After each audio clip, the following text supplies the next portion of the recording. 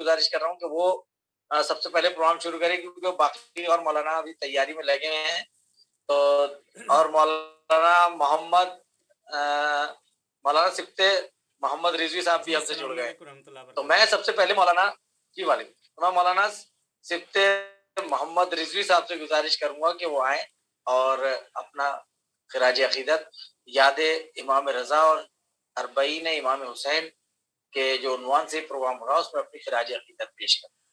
मौलाना सिफ्ते मोहम्मद रिजवी औज़ुबिल्लाहिस्समीउल साहब। बिस्मिल्लाहिर्रहमानिर्रहीम अल्हम्दुलिल्लाहि रब्बिल आलमीन वलानतुल्लाहि अला आदाइहिम अजमईन मिनलान इला लिक़ाइ यौमिद्दीन सुय्यमा बक़ियतिल्लाहिल आज़म फ़िल अर्ज़ीन अला हुज्जत इब्निल हसन सलवातुल्लाहि व सलामुहु अलैहि अल्लाहुम्मा अज्जिल लिवलियकल फ़रज अल्लाहुम्मा अज्जिल लिवलियकल फ़रज अल्लाहुम्मा अर्ज़ुक़ना तौफ़ीक़त ताअह व बुअदल मासियह व सिद्क़न निय्यह।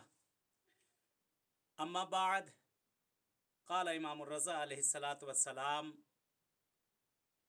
इज़ा नज़लत बिकुम शदाइद फस्तगीसु बिना।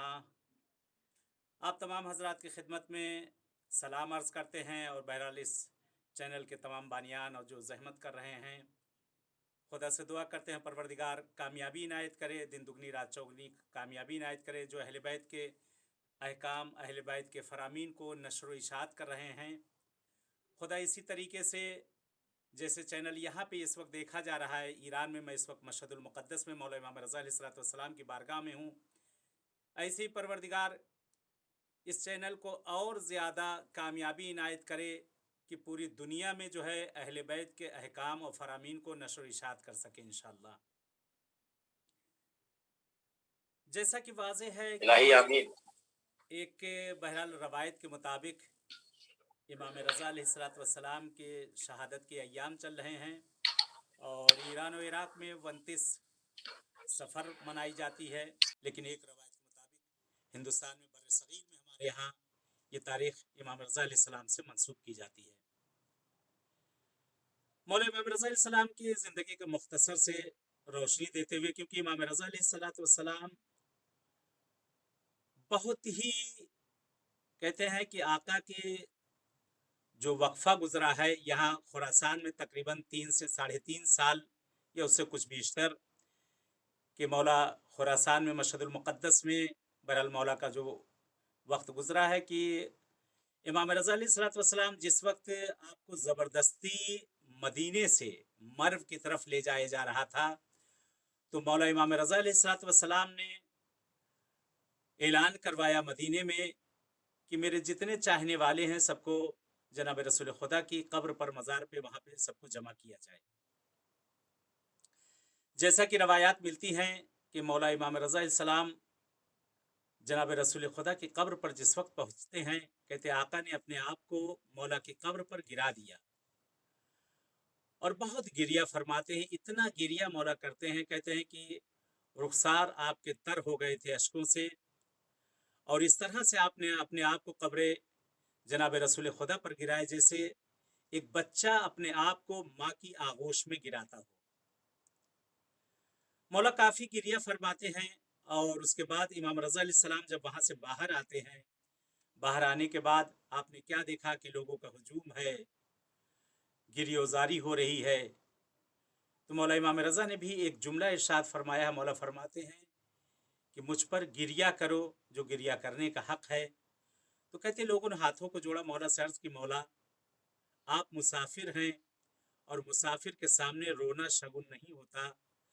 तो इमाम रज़ा का एक जुमला सुने जो मेरे आका ने इरशाद फरमाया। मौला फरमाते हैं कि वो मुसाफिर कि जिसे पलट के आने की उम्मीद हो उसके लिए शगुन और नाशगुन होता है।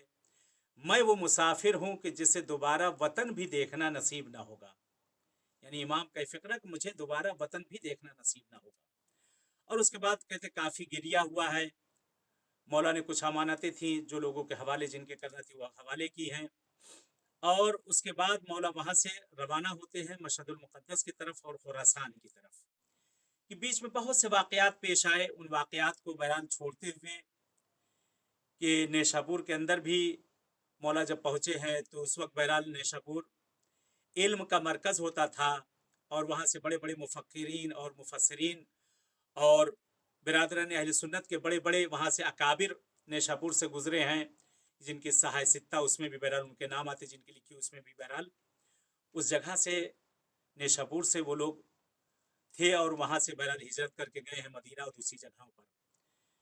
कि जिस वक्त मौला इमाम रज़ा अलैहिस्सलाम की सवारी पहुंचती है शहर नेशापुर के अंदर, तो कहते हैं लोगों की ख्वाहिश थी, लोग यही चाह रहे थे। मौला से फरमाते हैं कि आका कोई हदीस इरशाद फरमाई जो मुस्तकीमन आपके जद से आप तक पहुंची हो। तो जैसा कि रवायत के फ़क़रात हैं कि इमाम रज़ा अलैहिस्सलाम ने सवारी को रुकने के लिए कहा, काफ़ी मजमा था, मौला ने महमिल को हटाया। कहते महमिल को हटना था, इसे लगता था कि जैसे बादल छट गए हों और आफताब बाहर आ गया हो। कहते आका के चेहरे को देखकर आंखें नहीं टिकती थी, खीरा हो गई थी लोगों की आंखें, अश्कबार आंखों से लोग मौला के चेहरे को देख रहे थे, क्योंकि पैगंबर को किसी ने न देखा था, अमीर कायनात को किसी ने न देखा था, इमाम हसन इमाम हुसैन को किसी ने न देखा था, मौला इमाम सादिक को किसी ने न देखा था। कहते जिस वक्त मौला के चेहरे पर नजर गई है, कहते वो सारा इमामत का पैकर आंखों के सामने आ चुका था और लोगों की अश्कबार थी आंखें, आका को देखे जा रहे थे, मौला को देखे जा रहे थे। उस वक्त मौला इरशाद फरमाते हैं कि कलमतु ला इलाहा इल्लल्लाह हिस्नी फमन दखिला हिस्नी अमिन मिन अज़ाबी। मौला फरमाते हैं कि कलमा ला इलाहा इल्लल्लाह एक ऐसा किला है कि जो शख्स भी इसमें दाखिल हो गया उसे निजात मिल गई। कहते जिस वक्त मौला के जबान से ये हदीस अक़दस निकली है, लोगों ने उसको कलमबंद किया। कहते हैं 20,000, बाद रवायत में कि 12,000, बाद रवायतें हैं कि 22,000 रावी वहां पर मौजूद थे। यानी पब्लिक का मौजूद होना अलग है, रावियों का मौजूद होना अलग है। कहते उस वक्त हदीस को कलमबंद किया गया और उसके बाद कहते अभी मौला की सवारी आगे बढ़ी थी, लोगों में चेमीगोइयां शुरू हो गई। कहते हैं कि कितना बहाल है, कितना अच्छा है कि ला इलाहा इल्लल्लाह कह दिया जाए, मुहम्मदुर रसूलुल्लाह कह दिया जाए, निजात मिल जाएगी। ऐसा किला है, इसमें जो आ जाएगा उससे निजात मिल जाएगी। कहते हैं मौला ने एक बार तो फिर मौला फरमाते हैं कि सवारी को रोका जाए, सवारी को रोका जाए, लोगों ने हदीस का मफहूम गलत निकाल दिया है। तो उस वक्त मौला इमाम रज़ा फिर इरशाद फरमाते हैं कि कलमतु ला इलाहा इल्लल्लाह हिस्नी फमन दखिला हिस्नी अमिन मिन अज़ाबी बिशर्तिहा व शुरूतिहा व अना मिन शुरूतिहा। मौला ने कहा ला इलाहा इल्लल्लाह मुहम्मदुर रसूलुल्लाह कह देना, ये इंसान को निजात तो जरूर देगा, ये इस किले में दाखिल हो जाए, लेकिन बेशर्तिहा व शुरूतिहा है, इसमें शर्त और शुरूत है। और वो शर्तों की जो शर्त सबसे बड़ी है वो हम अहले बैत हैं। यानी हम अहले बैत की अगर विलायत नहीं है तो इंसान निजात नहीं पा सकता। यानी सबसे बड़ी शर्त यह है कि हम अहले बैत की विलायत का होना है, हम अहले बैत को मानना है। अगर हम अहले बैत को माना जाएगा, हम अहले बैत की अगर विलायत होगी तो उस वक्त निजात मिलेगा। अगर हम अहले बैत की अगर विलायत नहीं है, अगर हम अहले बैत को अगर नहीं माना जा रहा है तो निजात नहीं मिलने वाली है। कहते मौला इमाम रज़ा अलैहिस्सलाम ने उस जगह पर क़याम किया, काफ़ी वाक़यात पेश आए और उसके बाद मौला पहुँचते हैं मशहदुल मुक़द्दस में। कि एक रवायत के मुताबिक ये नकल किया जाता है कि मौला तूस में, कि बहरहाल इस वक्त जहाँ पर मैं हूँ मौला के हरम से तकरीबन यहाँ बहुत ज़्यादा एक 7-8 मिनट का रास्ता है मौला के हरम मुक़द्दस का, मशहदुल मुक़द्दस में इस वक्त मैं जहाँ मौजूद हूँ। तो यहाँ मौला के हरम से तूस तकरीबन 30-40 किलोमीटर दूर है। तूस एक शहर है कि बहरहाल वहाँ के लिए कहा जाता है कि मौला इमाम रज़ा अलैहिस्सलाम ने आपने उस जगह, क्योंकि हारून का एक महल वहाँ पर भी है और हारून रशीद का एक महल यहाँ पर मशहदुल मुक़द्दस में, जहाँ पर रोज़ा इस जगह पे हरम है, इस जगह पे भी है। तूस में मौला ने क़याम बमुख्तसर किया है, वहाँ के लिए ज़्यादा नहीं मिलता, लेकिन यहाँ मशहद में जिस वक्त यहाँ मौला की जहाँ पर कब्र है, इस जगह पर मौला ने क़याम फरमाया। और पूरा वो वाक़यात कि मौला को वली अहदी दी गई थी कि मौला ने कबूल नहीं किया, तमाम शर्त और शुरूत के साथ मौला ने बहरहाल उस वली अहदी को कबूल किया था कि मुझे बहरहाल इस हुकूमत में कोई दखल नहीं रहेगा, न मेरी कोई साइन चलेगी, न मेरी कोई मोहर चलेगी, यानी इसमें मेरी कोई मुदाखलत न रहेगी।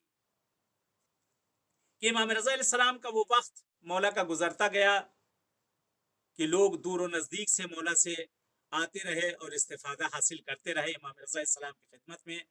आज भी अल्हम्दुलिल्लाह इस बारगाह मलकूती में, इस बारगाह इमाम रऊफ़ में दुनिया के गोशे गोशे से लोग आ रहे हैं ज़ियारत के लिए, दुनिया के गोशे गोशे से लोग आ रहे हैं मौला के पास اپنی حوائج کو پیش کرنے کے لیے مولا سے اس بارگاہ میں پہنچے. اسی طرح جیسے آقا امام حسین علیہ الصلوۃ والسلام کی بارگاہ میں لوگ دور و نزدیک سے زیارت کرتے ہیں، اسی طرح سے مولا امام رضا علیہ الصلوۃ والسلام کی بارگاہ میں پہنچنے کی کوشش کی جاتی ہے.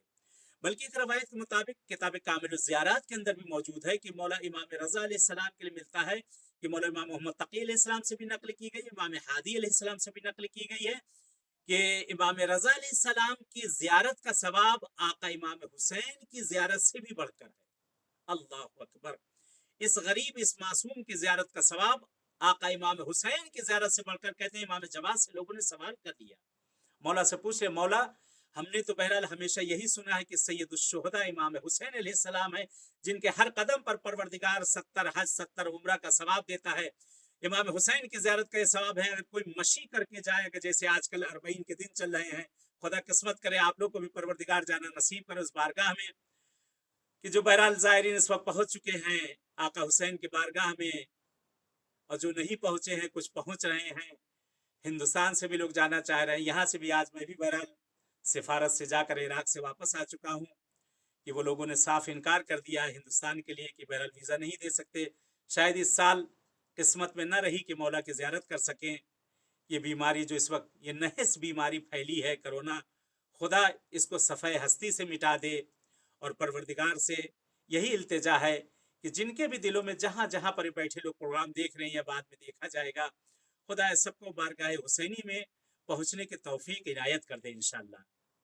کہ مولا امام حسین صلی اللہ علیہ وسلم کی جیسا کہ چھٹے امام کی حدیث ہے کہ مولا امام جعفر صادق علیہ السلام سے حدیث سے مولا فرماتے ہیں کہ اگر کوئی شخص میرے جد امام حسین کی زیارت کو معاشین اگر چل کر جائے تو پروردگار اس کے ہر قدم پر استغفار لکھتا ہے، ہر قدم پر اس کے لیے حسنہ لکھتا ہے، اور ہر قدم جو زمین سے اٹھتا ہے پروردگار اس کے گناہوں کو معاف کر دیتا ہے، اور ہر وہ قدم جو زمین پر پڑتا ہے خدا اس کے تمام گناہوں کو محو کر دیتا ہے.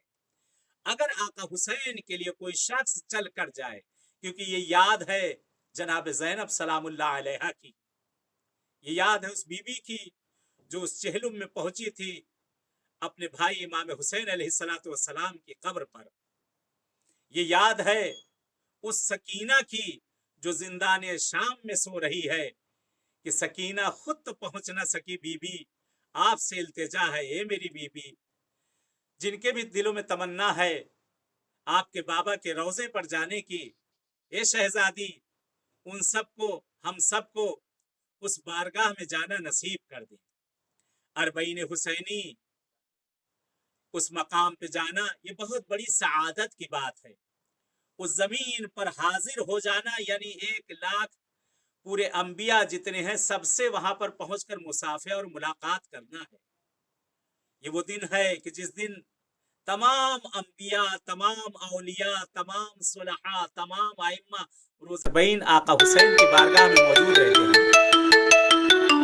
مولا حسین کی بارگاہ میں اس آقا کی بارگاہ میں پہنچنے کے لیے بہرحال روایتیں مختلف ہیں اس جگہ کے لیے، کہ خدا سے یہی ہے دعا کہ پروردگار اس بارگاہ حسینی میں ہم سب کو آپ سب کو انشاءاللہ توفیق دے کہ اس بارگاہ میں ہم لوگ پہنچ سکیں. اس زمین پر انسان اگر پہنچ جائے، اس زمین پر اگر انسان پہنچ جائے تو خداوند عالم اس کے تمام گناہوں کو معاف کر دیتا ہے. یہاں تک کی روایت ہے کہ اس کے گناہ، اس کے والدین، اس کے آباء و اجداد کے گناہوں کو بھی پروردگار آقا حسین کے صدقے میں معاف کر دیا کرتا ہے. آج مولا کا احسان اور کرم ہے کہ جس نے ہمیں اور آپ کو دور نزدیک سے بہرحال جو بھی توفیق دی کسی معصوم کی بارگاہ میں پہنچنے کی، اس کا شکر ادا کرتے ہیں. مولا امام رضا علیہ الصلوۃ والسلام آقا اپنے جد امام حسین علیہ الصلوۃ والسلام کے لیے ملتا ہے کہ مولا پر بہت گریہ فرمایا کرتے تھے اور ہمیشہ اپنے جد امام حسین کو آپ یاد کیا کرتے تھے. ایک روایت ملتی ہے کہ ایک شخص آقا حسین کی زیارت کرنے کے بعد اس بارگاہ میں پہنچتا ہے مولا امام رضا کے پاس، آپ کی زندگی آپ کے حیات میں. مولا کے دروازے پر پہنچتا، دق الباب کرتا ہے، دروازے پر وہ آ کر کھڑا ہو جاتا ہے. مولا نے اپنے خادموں سے پوچھا کون؟ तो कहा एक आपका चाहने वाला है जो आपके जद इमाम हुसैन की कब्र से वहां से आपके पास मिलने के लिए आया है। कहते हैं यहाँ पर एक अबासल से भी रवायत है, कहते मैंने देखा इमाम रजा अपनी जगह से उठे, पैरों में नालें न थी, आका नंगे पैर भागे भागे जाते हैं और कहते जाने के बाद उस जायर को अपने कलेजे से लगाते हैं। और उसने मौला को तोहफा दिया, खाके करबला मौला के लिए लेकर आया था। कहते मौला इमाम रजा अलैहिस्सलाम ने उसको अपनी आंखों से लगाया, बोसा दिया और गिरिया फरमाना शुरू किया। और मौला फरमाते हनीयन लकुम, खुदा तुझे मुबारक करे इस ज़ियारत को जो मेरे जद इमाम हुसैन की तू ज़ियारत के लिए गया, खुशकिस्मत है जो तुझको परवरदिगार ने नसीब की है। इमाम रज़ा अलैहिस्सलाम के मिलता है कि मौला जितने दिन आप इस जगह पर रहे हैं, अपने जद के लिए हमेशा जगह जगह पे पैगाम देते रहे और जगह जगह पे खुजाई और दीगर के ज़रिए से मौला उस जगह पर लोगों को मुतवज्जे करते रहे हैं। मिलता है कि इमाम रज़ा अलैहिस्सलाम है कि अपने जद इमाम हुसैन पर बेपनाह गिरिया किया करते थे। मासूमों में एक इमाम सज्जाद हैं और एक इमाम रज़ा अलैहिस्सलाम जो बेपनाह मौला गिरिया किया करते थे। एक वाक़या इसी जगह पर बयां करूं और अपनी गुफ्तगू को मैं ख़त्म करूं कि जैसा कि मौला के हदीस भी है जो मैंने शुरू में जिससे इस्तिफादा किया कि इज़ा नज़लत बिकुम शदाइद फस्तगीसु बिना, कि जब भी तुम पर कोई मुसीबत पड़े, कोई मुसीबत मुश्किल आन पड़े या जब मुश्किलों में घिर जाओ, इज़ा नज़लत बिकुम शदाइद जमा है शिद्दतों की, जब मुसीबतों में इंसान घिर जाए, हर तरफ से मरीजी, आजारी, बीमारी हर तरफ से जो उस पे आन पड़े, तो मौला फरमाते हैं फिर तुम्हें कहीं दूर जाने की जरूरत नहीं है। फस्तगीसु बिना, हमसे तुम इस्तिगासा करो, हम तुम्हारी इमदाद करेंगे। ये हुज्जत हो गई मौला की कि दूर और नज़दीक से अगर किसी जगह से भी मौला इमाम रज़ा अलैहिस्सलाम से अगर इस्तिगासा किया जाए तो मेरे मौला हमारे और आपकी इमदाद को पहुंचेंगे। कहते मौला इमाम रज़ा अलैहिस्सलाम हैं, मुहर्रम और सफ़र के अय्याम चल रहे थे, यही दिन थे कि मौला का दिल काफ़ी घबरा रहा था। 1 साल से ऊपर गुजर चुका था मदीना छोड़े हुए। मौला अपनी रिहाइशगाह से निकलते हैं। कहते हैं हरम में एक जगह है जिसको बाग रिजवान बोला जाता है, एक बाग जो कि यादगारी में भी थोड़ा सा बचा लिया गया है कि काफ़ी बड़ा बाग था, ये बाग रिजवान के नाम से मशहूर था। ये मुक़द्दम तक उधर नौगान का एरिया पूरा, जहाँ से इमाम रज़ा अलैहिस्सलाम की शहादत के बाद जहाँ मिलता है, जहाँ की औरतें इमाम रज़ा अलैहिस्सलाम को दफनाने के लिए आई थीं, क्योंकि मर्दों को उस वक्त इजाज़त न दी गई थी। तो औरतें वहाँ से जब आती हैं तो मर्दों में गैरत पैदा हुई, तो मर्द वहाँ से बहरहाल आका के जनाजे के लिए दफनाने के लिए वहाँ से उठे थे। तो मौला मिलता है कि उसी बाग में आप जा रहे थे, आपकी निगाह पड़ी कि एक झोपड़ी लगी हुई है। नज़दीक पहुँचे, क्या देखते हैं वहाँ पे एक हिरन है जो कि बाहर बंधा हुआ है और उसके पैरों में एक तीर लगा हुआ है। मासूम इंसान, हैवान, चरिंद, परिंद हर किसी की ज़बान को जानता है, क्योंकि इमाम तन्हा इंसानों का इमाम नहीं होता बल्कि हर शय का इमाम होता है।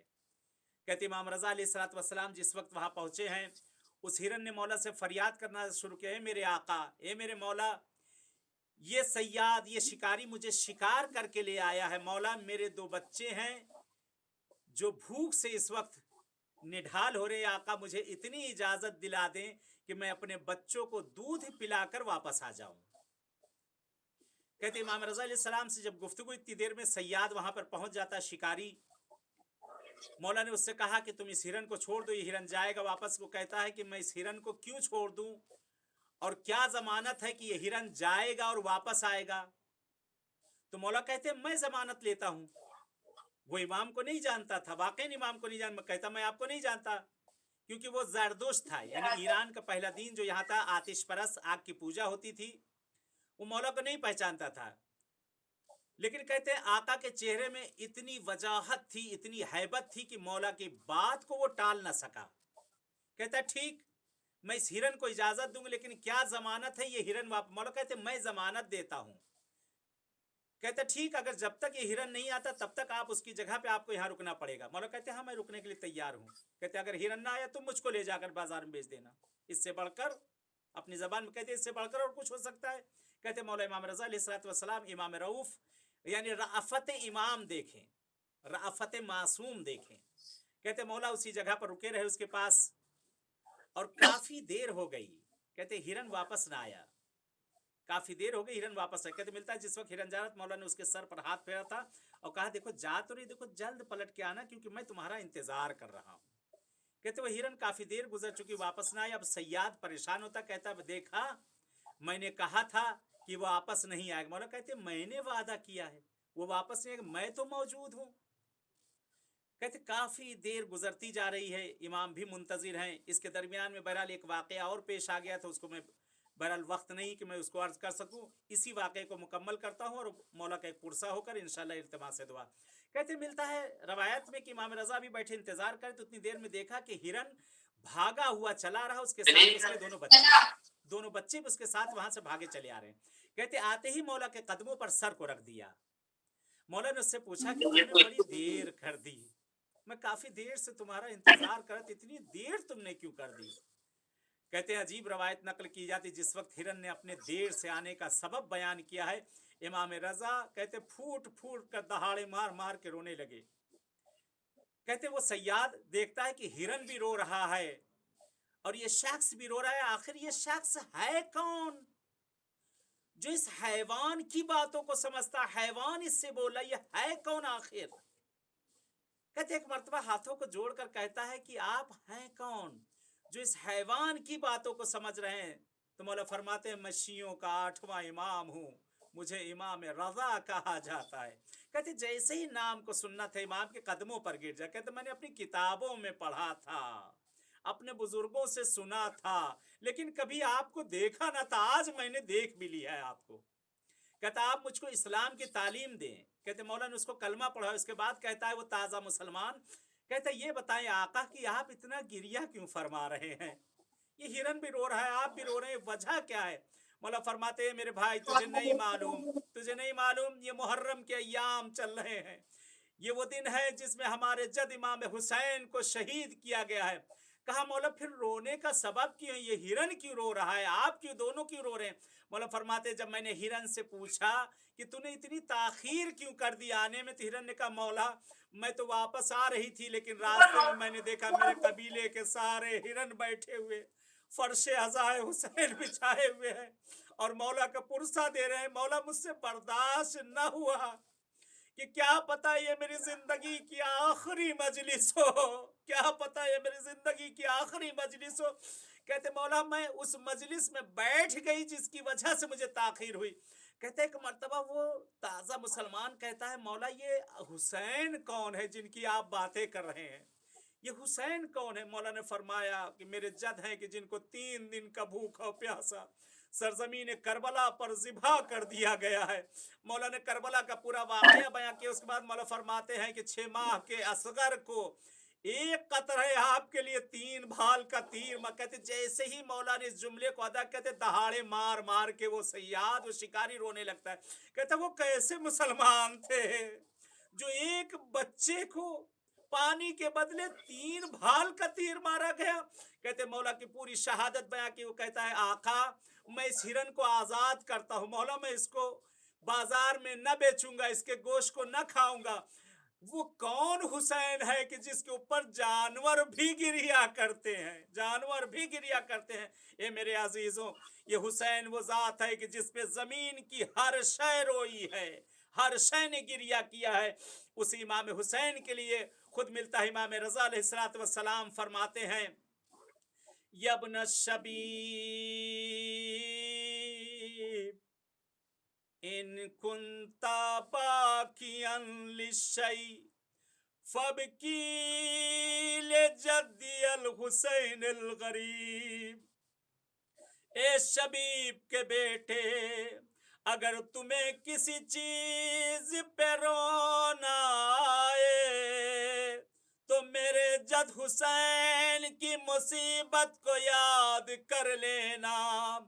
क्यों, क्योंकि वजह यह अल्लज़ी यज़बहूना कज़बिल कब्श, क्योंकि मेरे जद हुसैन को एक गोस फंद के मानिंद ज़िबा कर दिया गया।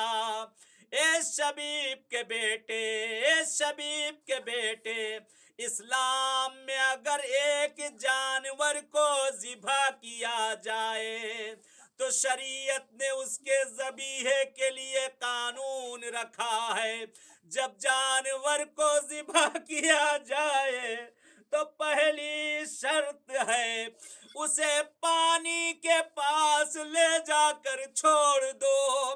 جب اپنی مرضی سے وہ پانی سے منہ ہٹائے تب اسے ذبح کرنا. شبیب کے بیٹے کہتے میں نے دیکھا مولا کی گریے کی آواز بلند ہو گئی. مولا کہتے واہ جدہ واہ جدہ، ایک جانور کو ذبح کرنے کے لیے اسے شرط ہے پانی پلائی جائے. ہائے میرے جد حسین کو 3 دن کا بھوکا اور پیاسا ذبح کر ڈالا. مولا فرماتے شبیب کے بیٹے جانور کو ذبح کرنے کا دوسرا آداب میں سے یہ ہے جب اسے ذبح کیا جائے تو چھری تیز کر لی جائے کہ جیسے ہی رگے گردن پہ رکھی جائے چاروں رگے کٹ جائیں. کہتے شبیب کے بیٹے کہتے مولا نڈھال ہو گئے گریے سے اور کہتے شبیب کے بیٹے ایک جانور کے لیے چھری تیز ہو مگر ہائے میرا جد حسین جسے شمر نے کند خنجر سے ذبح کر ڈالا. آقا کا جملہ کہتے شمر نے جب میرے جد کو ذبح کرنا چاہا جب اس سے ذبح نہ ہو سکا تو میرے جد کے جسم سے بے احترامی کرتا ہے.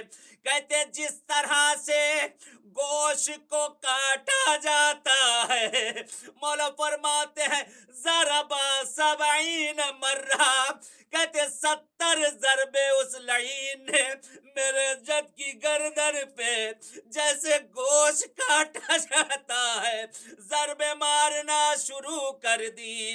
میرا دل کہتا ہے آقا حسین کے گلے پہ جس وقت پہلی ضرب پڑی ہوگی مولا نے مقتل کا رخ کیا ہوگا. اے میرے بھیا عباس، اے میرے غازی، ارے جیسے دوسری ضرب پڑی ہوگی کہتے حسین نے اکبر کی طرف دیکھا ہوگا. اے میرے لال علی اکبر، اے میرے کلیجے کے ٹکڑے، کہتے مصیبت میں ہر بچہ اپنے ماں اور باپ کو یاد کرتا ہے. ارے جب ضرب پڑی ہوگی مولا نے مدینے کا رخ کیا ہوگا. اے اماں زہرا میری مدد کرو، عجب نہیں کی آواز آئی ہو اے حسین میرے لال حسین تیری ماں زہرا تیرے ہی پاس. آخری جملہ مانگ لے دعاؤں کو، خدا قسمت کرے ایسے ہی مشہد میں آئیے ہم سب مولا کے پاس پرسا دیں. آج مولا کی شہادت کی رات، یہ شہادت کا دن آقا کے، یہ شہادت کے ایام اس غریب کا ہے جس کو غریب الغربا کہتے ہیں، جس کو پردیسی امام کہتے ہیں. کہتے مولا امام رضا فرماتے شبیب کے بیٹے جانور کو ذبح کرنے کے شروط میں سے ایک شرط یہ بھی ہے کہ جب اسے ذبح کیا جائے تو دوسرا جانور اسے نہ دیکھے، وہاں سے ہٹا دیا جائے. شبیب کے بیٹے کے جملے ہیں مولا غش کھا کے زمین پر گر گئے. آقا غش سے فاقہ ہوا، فرماتے ہیں ایک جانور کا شریعت نے اتنا اہتمام کیا. ہائے میری پھوپھی زینب تلے زینبیہ سے 70 قدم کی دوری سے اپنے بھیا کو ذبح ہوتا دیکھتی رہی. زینب کچھ کر نہ سکی، بھائی کو ذبح ہوتا آنکھوں سے دیکھتی رہی. الا لعنت اللہ علی القوم الظالمین وسيعلم الذين ظلموا أي منقلب ينقلبون. خدایا پروردگار پالنے والے، یہ میرے معبود یہ ہمارے ناظرین جتنے ہیں ان سب کو بارگاہ معصوم میں آنے کی توفیق عنایت کر دے. खुदाया परवरदिगार इन सब इलाहिया इन सब की जो जो शरई हवाइजें हैं पालने वाले उन तमाम हवाइज शरैया को पूरा कर दे। ए मेरे माबूद मुंजी इलाहिया बशरियत मुंजी दो आलम इमाम ज़माना का ज़हूर कर दे।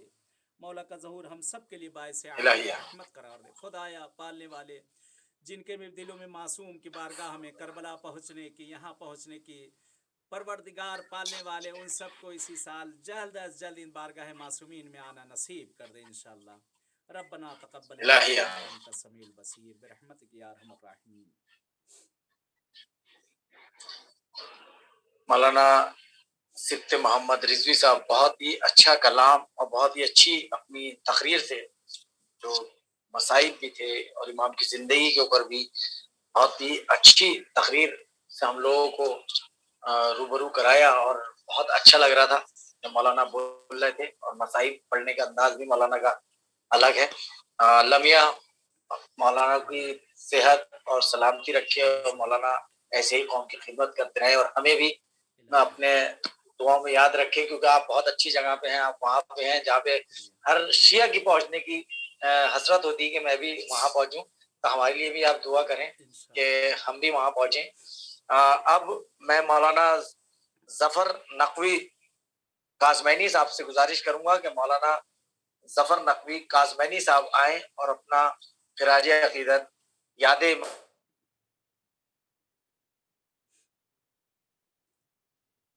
उसमें अपनी खिराज अकीदत पेश करें। मौलाना जफर नकवी काज़मैनी साहब।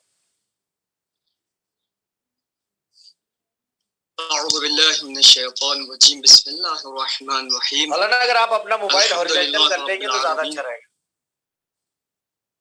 मोबाइल हॉरिजॉन्टल कर लें आप तो इसके मोबाइल को हॉरिजॉन्टल कर लेंगे तो पूरे स्क्रीन पे आएंगे आप। जी जी जी बेहतर। मेरा स्टैंड नहीं घूमेगा जिस स्टैंड पे मैं टेका हुआ। चलिए चलिए तो कोई नहीं अगर मजबूरी है तो, वरना तो क्योंकि आपका स्क्रीन पे सिर्फ फोटो आपका आप दोनों तरफ ब्लैंक ब्लैंक आ रहा। और करीब कर लेता हूँ मैं।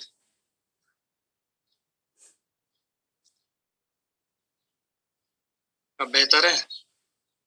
नहीं वैसे तो आपका तो चेहरा सब कुछ आ रहा है, मगर दोनों साइडों में ब्लैक ब्लैक दिखता। अगर वो हॉरिजॉन्टल हो जाता ना तो वो उसको पूरा दिखता। हाँ अब पूरा स्क्रीन पे आप लोग आ रहे हैं।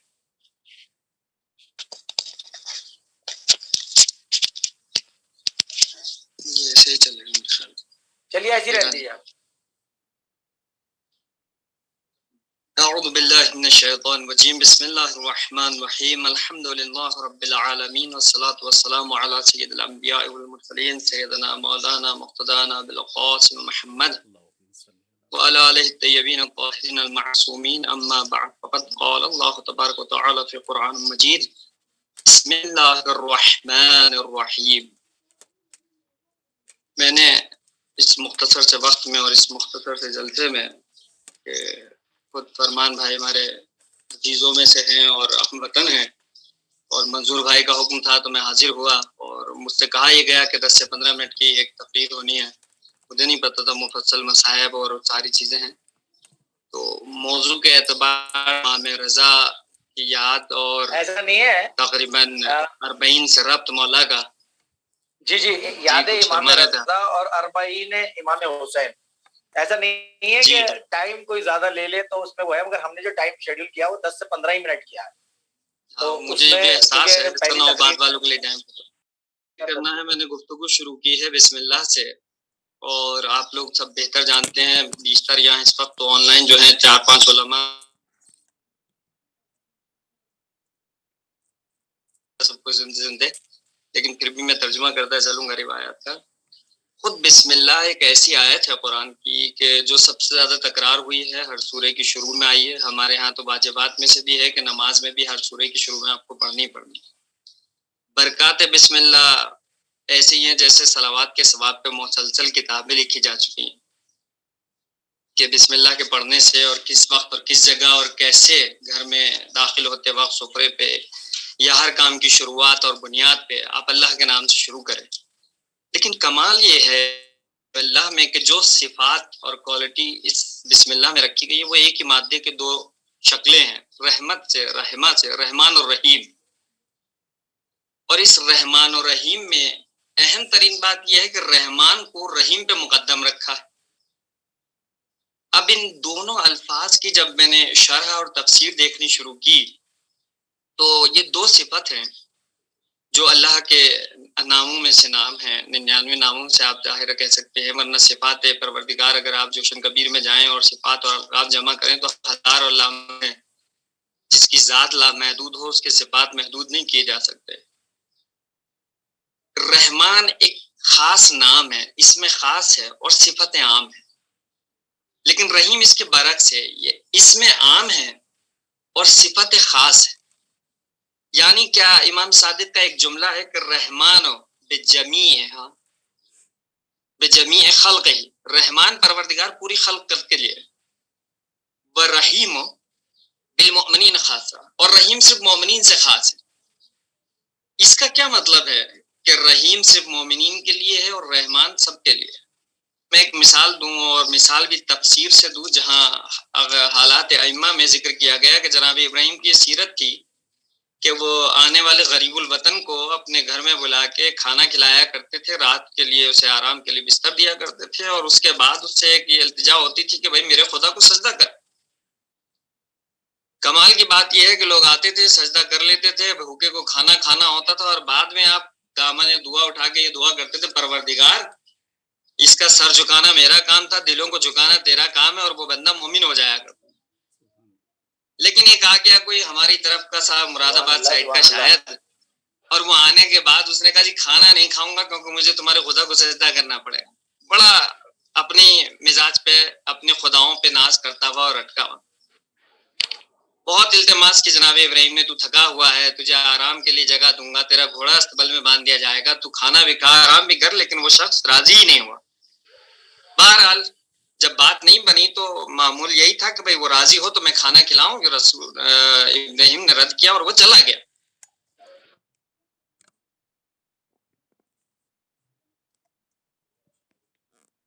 آج کیا کیا؟ ایک غریب الوطن کو، ایک بھوکے کو اپنے دروازے سے بھیج دیا اسی حالت میں، اور تم نے اس کی مہمان نوازی نہیں کی. کہا میری شرط قبول نہیں کی، میری شرط یہ تھی کہ پہلے سجدہ کرے تیرے لیے، کھانا میں کھلا دیتا. پروردگار نے بڑا خوبصورت سا جواب دیا. جبرائیل کے ذریعے جواب یہ تھا کہ میں نے اسے 40 سال پالا ہے، اور اس 40 سالوں میں اس نے بت پرستی کی، میرا ایک سجدہ نہیں کیا. میں نے اس سے نعمتیں نہیں روکی، تو نے ایک سجدہ نہ کرنے پہ نعمت روک دی.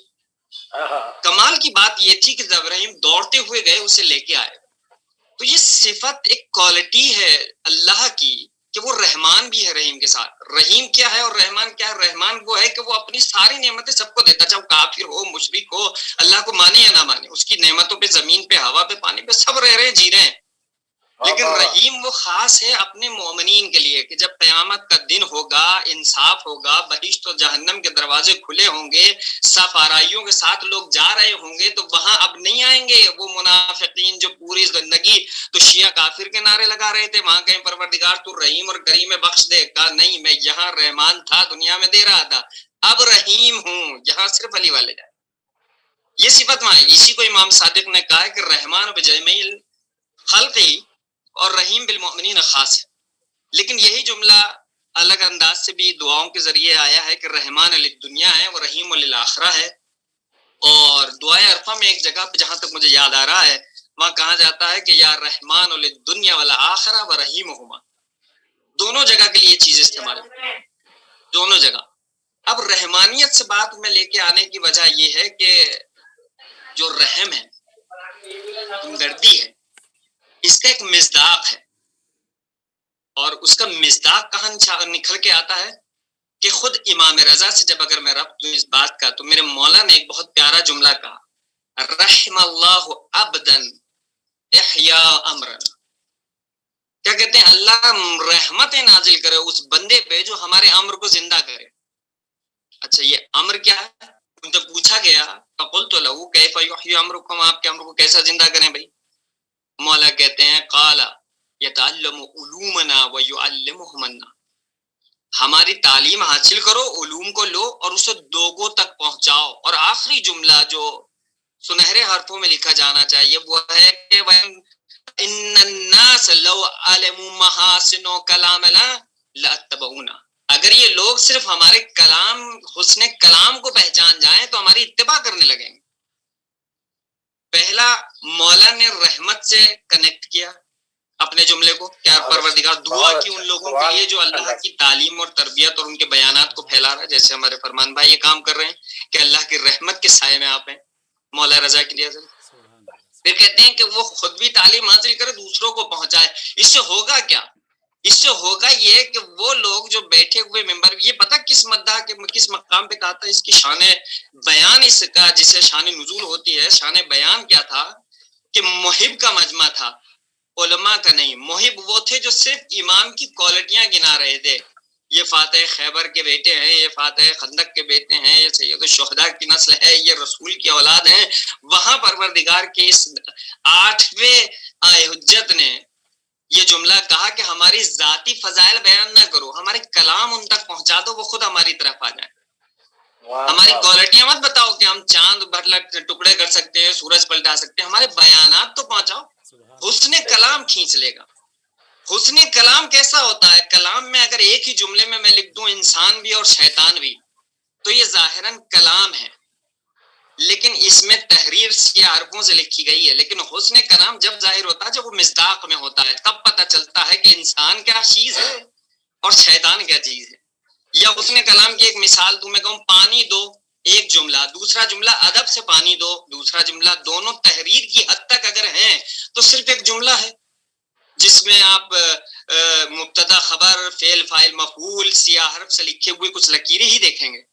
لیکن اسے جب مصداق اور عمل کی شکل میں لائیں گے تب پتہ چلے گا کہ پانی ایک دینا ہے، ایسے ہی گلاس بڑھا دینا ہے، یا ادب سے پانی دینا ہے. ان دونوں میں کتنا حسن ہے. تو مصداق کلام سے عمل سے پتہ چلتا ہے کہ حسن کیا چیز آتی ہے. حسن کلام یہاں پتہ چلتا ہے. اب میں آتا ہوں امام رضا کے اس جملے سے، حسن کلام سے، ایک دوسرے حسن میں احیاء امر، بہت بڑی چیز اس میں جو مولا نے اشارہ کی ہے، رحم اللہ من احیا امرنا، ہمارا امر. یہ احیاء امر کیا ہے؟ احیاء امر، ابھی مولانا موصوف نے بھی جو تقریر کر رہے تھے، شبیب کی روایت کا ایک جملہ پڑھا. شبیب سے بہار الانوار کی تقریباً 44ویں جلد کے 277-78 پیج پہ یہ حدیث، اور مفصل حدیث میں چند جملے کہتا ہوں. میرے مولا فرماتے ہیں، شبیب من تذکر مصابنا وبکا لما ارتکب منا کان معنا فی درجاتنا یوم القیامہ. شبیب کوئی ہماری مصیبت پہ روئے اور ان مصائب کے لیے جو ہم پہ ڈھائے گئے ہیں، محرم کے حوالے سے شبیب سے آپ نے مفصل گفتگو کی. کانا مانا ہمارے ساتھ ہوگا، ہمارے درجات، صرف مانا کہہ دینا کافی تھا کہ ہمارے ساتھ ہوگا. درجات نا یوم القیامہ، ہماری پوسٹ ہمارے درجوں کے ساتھ ہوگا. ایک آزادار کے لیے کا.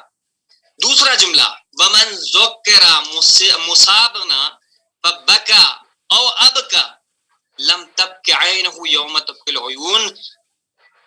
کہتے ہیں کہ اگر کوئی ہماری مصیبت پر روئے یا رلائے، لم تبکی عینہ یوم تبکی العیون، تو جس دن دنیا کی آنکھیں رو رہے ہوں گے نا، اس دن ان کی آنکھیں نہیں روئیں گی. وہ تعریف کی.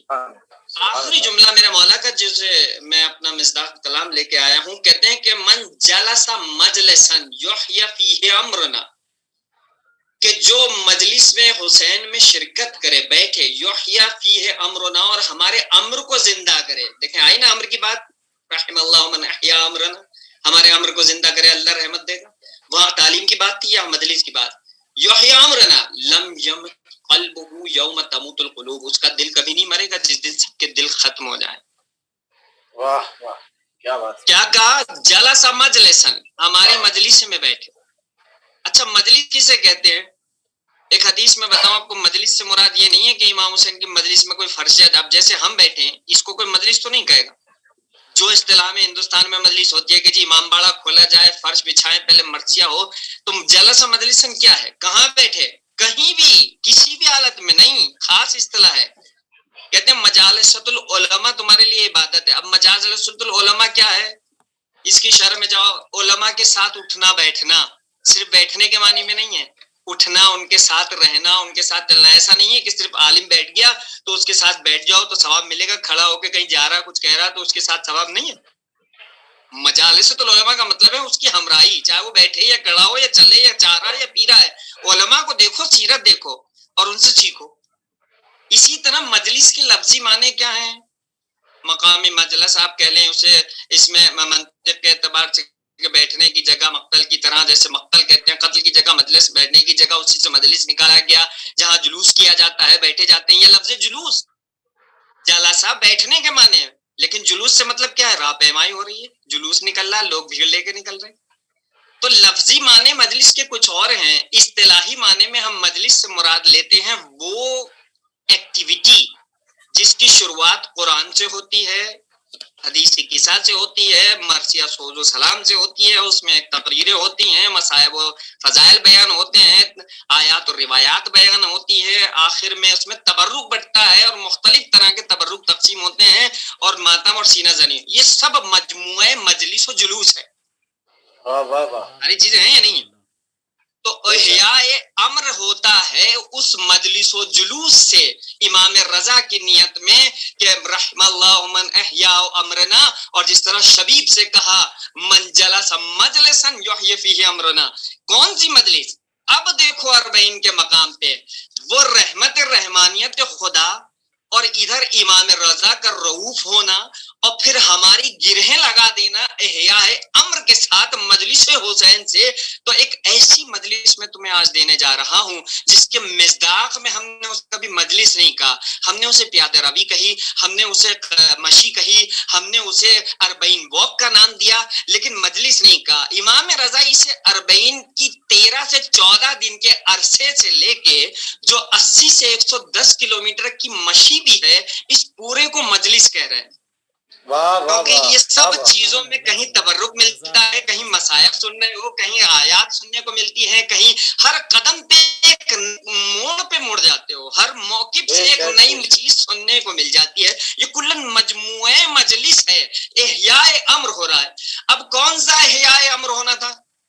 بھائی اس مجلس کے 14 دن میں جو چیز ہم نے مجلس پر شہزاد سے لویا، اس میں امام رضا سے میں پھر 10 بستہ پوچھوں تو وہ کہیں گے کہ پیغمبر اکرم نے اہم ترین چیز کیا بتائی تھی؟ وہ اس تو لأتم مکارم الاخلاق. اسلام میں سب سے امپورٹنٹ عقائد احکام کے ساتھ اخلاق ہیں. آپ اصول و فروع کو اگر دیکھیں گے تو اصول دین جڑ ہیں، فروع دین شاخیں ہیں. تو جس تنے پہ یہ جڑ و شاخیں جڑی ہوئی ہیں اسے اخلاق کہتے ہیں، جس کی بنا پہ خود پیغمبر کہتے ہیں کہ میرا مبعوث مکارم اخلاق. اخلاقیات اگر بیانات کے حد تک ہوں، وہی امام رضا کا پہلا جملہ کہ ہمارے علوم پہنچاؤ، تو علوم میں اخلاقیات بھی بتائے ہوں گے کہ کیسے کھانا ہے، کیسے پینا ہے. اچھا اخلاقیات 2 قسم کے ہیں، ایک دنیاوی اخلاقیات جسے مورل سوسائٹی ہیومینٹی کہا جاتا ہے ہندوستان میں، یا امریکہ کا جو کلچر ہے ہیومینٹی کو لے کے، لبرٹی کو لے کے، وہاں آپ دیکھیں گے کہ ایک بچہ ایک بوڑھے کی خدمت کرتا ہے تو اسے بہت اچھی نظر سے دیکھا جاتا ہے. اخلاق اسلامی کا جو یہ مظہر 40 میں ملا ہے وہ بڑا عجیب تھا، جس نے لوگوں کی اخلاقیات کو بدل دیا. یہاں ایک بوڑھا ایک جوان کی بوٹ پالش کر رہا ہے، اس کے پیر دبا رہا ہے. تم کہہ رہے ہو کربلا اخلاق سکھا رہا ہے. یہ کون سا اخلاق تھا جو دنیا کے اخلاق کے برخلاف ہے؟ بھائی بچوں کو بڑے کی خدمت کرنی چاہیے یا بوڑھے بچوں کی خدمت کریں گے؟ کہا یہ اخلاق کافی نہیں ہے تنا، اخلاق کے ساتھ تعبد اور الہ اور توحید سے مل جانا. جب توحید سے پیوستہ اخلاق ہوتا ہے تب وہ مظہر اخلاق بن کے 40 کی شکل میں سامنے آتا ہے. تب دنیا حیرت نما ہو کے کہتی ہے کہ یہ اخلاق کون سا اخلاق تھا کہ جب رسول اپنی زندگی میں سیرت سکھا رہے تھے کہ بچوں کے سلام کرنے سے پہلے سلام کرتے تھے تو لوگ کہتے تھے میاں یہ کیا ہو رہا ہے. لیکن آج سمجھ آیا کہ جب بڑا چھوٹے کی خدمت کر رہا ہے، غریب امیر کا کوئی درمیان میں آپ کو کہتے ہیں کہ کوئی معیار نہیں ہے، آدمی چلا جا رہا ہے، ایک عرفانی منزل ہے، روحانی تربیت ہو رہی ہے، مخارم اخلاق مکمل ہو رہے ہیں. ایک مجلس ہے مسلسل، کہیں تلاوت سنو گے، کہیں مرثیہ سنو گے، کہیں مصائب سنو گے، کہیں فضائل سنو گے، کہیں تبرک کھاؤ گے، کہیں اس عملی جامع میں آؤ گے، جو سنا ہے اس پہ عمل کر رہے ہو، دوسروں کے آداب کا لحاظ رکھ رہے ہو، دوسروں کے نمازوں کی پابندی وقت. یہ 14 دن کی مشی، یہ 14 دن کا 40 امام رضا نے اس انداز سے احیاء امر کے ساتھ باندھ دیا ہے کہ ابن شبیب آنے والے زمانے میں جو جابر نے اور عطیہ نے جرت کی کہ یزید کے دور میں خطروں کو جھیل کے اکیلے کربلا تک پہنچ گئے، اس دو آدمیوں کے پرخلوص عمل نے اسے اتنا عظیم بنایا کہ آج کروڑوں کی شکل میں آج داعش جیسے لوگوں سے ڈرا رہے ہیں، لیکن لوگ جا رہے ہیں کیونکہ بہت اچھا احیاء امر، یہ امام رضا کا احیاء امر بڑا عجیب تھا۔ اور آخر میں ایک روایت جو زیارت اربعین سے خاص آپ فرما رہے ہیں، کہتے ہیں کہ منظار قبر ابی عبداللہ بشط الفرات، امام رضا کا بیان ہے، کان کمنظار اللہ فوق عرشہ، یہ سمجھو نہیں کہ یہ صرف مشی یا مجلس یا جلوس یا جانا یا شرکت یا ذوق یا محبت یا شوق ہے، نہیں، یہ ملاقات حسین، ملاقات لقاء اللہ کی طرح ہے، جیسے اپنے پروردگار سے ملاقات کریں۔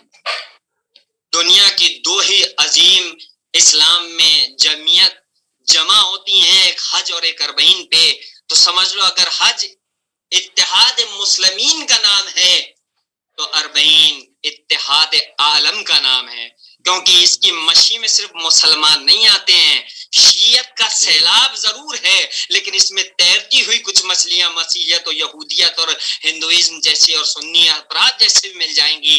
پتہ یہ چلتا ہے کہ جب حسین بلاتے ہیں تو دنیا کھینچی آتی ہے، اسی لیے حسین کو کشتی نجات کہا گیا، یہ عالم کو بلا کے دین کی پہچان اور عملی جامع میں پہچان۔ آپ دین کو زبان سے سکھاؤ نہیں سیکھ سکتا، لیکن جب عملی جامہ پہنا کے آپ دین سکھاؤ گے تو دنیا اسے دیکھتی ہے۔ حسین نے کربلا میں عمل سے دنیا کو بتایا کہ حق پہ کون ہے اور باطل میں، ورنہ مکے میں تقریریں کی، مدینے سے نکلتے وقت تقریریں کی، مکے سے نکلتے وقت تقریریں کی، صرف تقریروں کا اثر نہیں تھا، لیکن جب عملی جامہ پہنایا، حق اور باطل کو روبرو کھڑا کر دیا، شہادتوں کا جام پیا، تب دنیا پہچانی۔ آج ہزاروں سال بعد بھی جب ہم عملی جامہ لے کے شیعت کو ابھرے ہیں تو دنیا نے شیعت کو پہچانا، اور اتنا پہچانیں گے کہ جب امام کا ظہور ہوگا تو امام یہ نہیں کہیں گے کہ میں امام میں وقت ہوں، یا اہل العالم اعرفوا اننی ابن عبداللہ، مجھے پہچانو میں ابا عبداللہ الحسین کی نسل اور ان کا بیٹا ہوں۔ آیت اللہ بہجت اس جملے کی شرح میں یہی کہتے ہیں کہ دنیا اربعین کے ذریعے اتنا پہچان چکی ہوگی امام حسین کو کہ امام زمانہ اپنی معرفی اپنے باپ امام حسن عسکری سے نہیں، رسول سے نہیں کریں گے، علی سے نہیں کریں گے، امام حسین کے نام سے کریں گے۔ واہ واہ واہ واہ، میں امام رضا کی حدیثوں کے ذریعے سے کربلا اور اربعین کی پروردگار ہمیں توفیق دے۔ جس طرح سے مولانا نے بتایا کہ کورونا کی وجہ سے ہم لوگ نہیں جا سکے ہیں اور کئی سال مسلسل اور نہ جانے آئندہ کتنے سال یہ پریشانی لاحق رہے گی، ہمارے درمیان سے اس وبا کو پروردگار اٹھا لے، مریضوں کو صحت عطا فرمائے، ظاہرین کو جلد از جلد کربلا بلا لے، اور ہمیں دوبارہ توفیق دے کہ تیری عبادت عظیمہ میں شریک ہو جائے۔ وآخر دعوانا الحمدللہ۔ بہت بہت بہت ہی خوبصورت کلام مولانا ظفر نقوی قازبینی صاحب بتا رہے تھے مشی کی کیا فضیلت ہے، اور امام رضا کے سارے جو ان کی اپنی مشہور قصے تھے وہ بہت ہی خوبصورت، بہت ہی نوجوانوں کے لیے بہت اچھی تقریر مولانا ظفر نقوی قازبینی صاحب کر رہے تھے۔ میں اب بنا کسی تمہید کے ساتھ مولانا غلام پنجتنی صاحب سے گزارش کروں گا کہ مولانا غلام پنجتنی صاحب آئیں اور اپنا خراج عقیدت یاد امام رضا اور اربعین امام حسین علیہ السلام میں خراج عقیدت پیش کریں۔ مولانا غلام پنجتنی صاحب جو ایران سے ہمارے ساتھ جڑے ہوئے ہیں، اور میرے خیال میں جو مولانا کا پیچھے کا روضہ دکھ رہا ہے وہ 8ویں امام کے روضے کے ساتھ روضے میں ہی ہے شاید وہ۔ مولانا آپ میوٹ ہیں، آپ میوٹ ہیں، آواز کھولیں آپ اپنی۔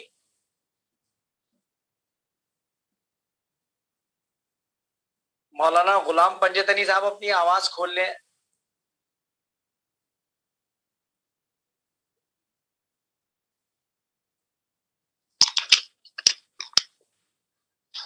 ابھی بھی نہیں کھلی ہے آقا،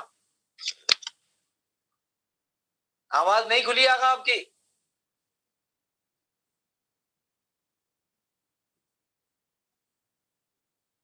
آقا آپ ابھی بھی میوٹ ہیں۔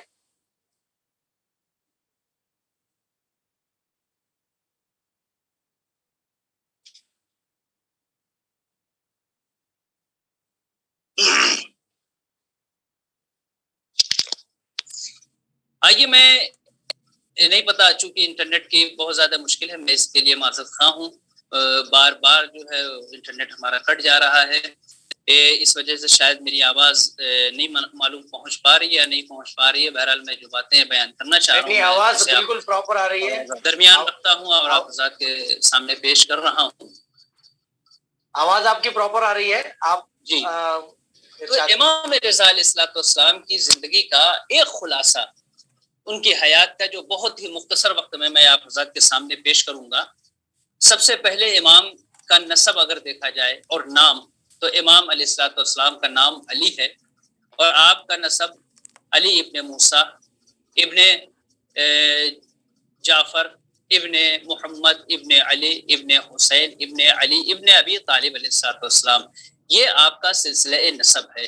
اور آپ کے لقب کو دیکھا جائے تو آپ کے مشہور القاب میں سے ایک لقب رضا ہے، جس کے سلسلے سے امام محمد تقی علیہ السلام کی حدیث ہے، جس میں آپ ارشاد فرما رہے ہیں۔ میری آواز جا رہی ہے تو ذرا سا اشارہ کر دیجئے تاکہ میں اپنی بات جی آ رہی ہے، آواز آ رہی ہے،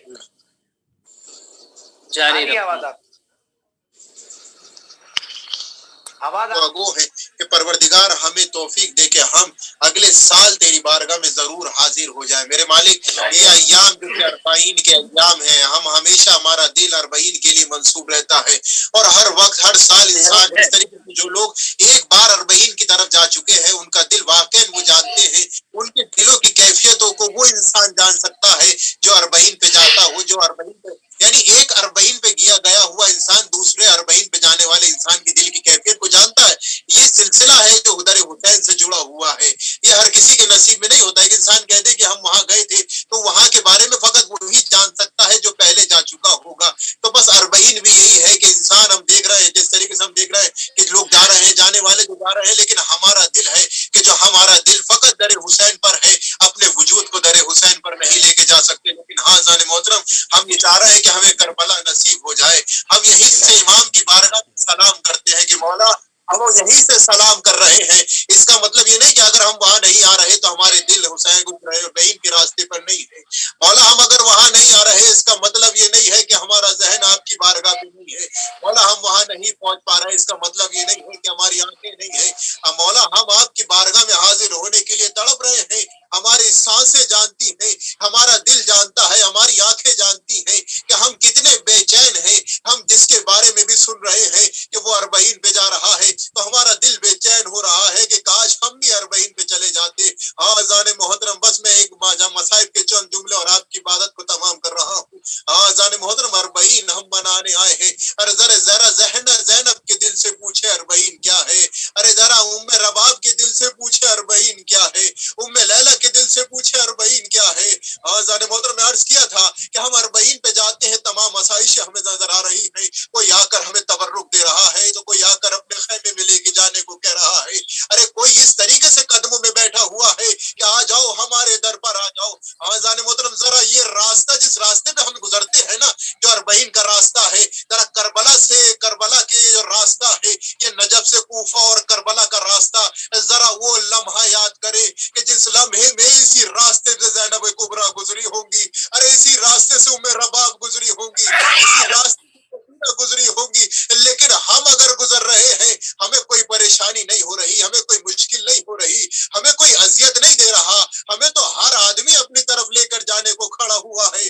ارے ہمارے پاس آ جاؤ، ہر انسان اپنی پلکوں کو زمین پہ بچھایا ہوا ہے۔ ارے لیکن زینب جب اس راستے سے گزر رہی تھی، زینب نے جب کربلا سے رخ کیا ہے نا، اور کوفہ اور نجف کا یہ راستہ جو گزرا ہے، ذرا زینب کے دل سے پوچھے، زینب کا دل بے چین تھا۔ ارے وہ بے چین کیوں تھا؟ وہ بے چین اس وجہ سے تھا کیونکہ سکینہ بھی اپنے بابا سے ملنا چاہتی تھی۔ ارے یہ تمام مسائل جنہوں نے بھی بہت اچھی تقریر کی، اور مسائل کا جو ان کا انداز ہے وہ بالکل ڈفرینٹ ہے۔ بہت اچھی طریقے سے انہوں نے مسائل بھی پڑھے اور بہت پبلک کو محسوس کیا۔ جنہوں نے ابھی نہیں دیکھا وہ بعد میں دیکھیں گے، اور میں اپنے ناظرین سے یہ ضرور گزارش کروں گا کہ وہ اس پروگرام کو اب نہ دیکھیں، محرم کے بعد دیکھیں، مگر یہ ہمارے سارے جو ایپیسوڈ ہیں انہیں دیکھیں، کیونکہ اس میں کچھ نہ کچھ آپ کو بہت اچھا میسیج ملے گا، کیونکہ سب جتنے بھی ہمارے ساتھ عالم دین جڑے ہیں انہوں نے بہت اچھی اچھی باتیں جس ٹاپک پہ بھی ہوئی ہیں اس پہ بہت خوبصورتی سے اپنا بیان دیا ہے. یہ ہماری بد نصیبی رہی کہ مولانا غلام پنجتنی صاحب کو ہم پراپر نہیں سن پائے. ان کے 2-3 بار نیٹ میں پرابلم آئی اور آخر میں بالکل ہی وہ ہم سے ڈسکنیکٹ ہو گئے اور ہم ان سے کی بات نہیں سن پائے. مگر بہت اچھی باتیں مولانا جو ہم سے کر رہے تھے, جہاں تک جڑے ہوئے تھے, انہوں نے بہت خوبصورتی سے اپنی بات کو رکھا. اور مولانا منظور علی نقوی کا تو ہم شکریہ ادا کیا کریں, کیونکہ وہ خود اس پروگرام کے آرگنائزر ہیں. ہم ان کا بہت شکر گزار ہیں کہ وہ ہمارے ساتھ جڑے ہوئے ہیں. میں تمام جو ہمارے آج کے مہمان تھے ان سے گزارش کروں گا کہ وہ ہم سے ایسے ہی جڑے رہیں, اور آگے بھی ہم کوئی پروگرام کرتے ہیں تو آپ کو زحمت دیں, آپ ہمارے ساتھ آئیں اور اپنی خدمات ہمارے چینل کو بھی دیں, اور ہمارے چینل کو آپ لوگ وہاں پہ اور بھی لوگوں سے انٹروڈیوس کرائیں, اور اس میں اور اچھے سے اچھا ہم کیا کر سکتے ہیں وہ ہمیں اپنی اپنی رائے دیں سب لوگ, تاکہ اس کو اور اچھی طریقے سے ہم لوگ پیش کر سکیں. پھر ملیں گے انشاءاللہ اگلے پروگرام میں. جب تک کے لیے خدا حافظ. بہت بہت شکریہ تمام لوگوں کا, اور آپ کی سرپرستی کے بنا ہم کچھ نہیں ہیں. آپ کی سرپرستی ہمارے لیے بہت ضروری ہے. بہت بہت شکریہ.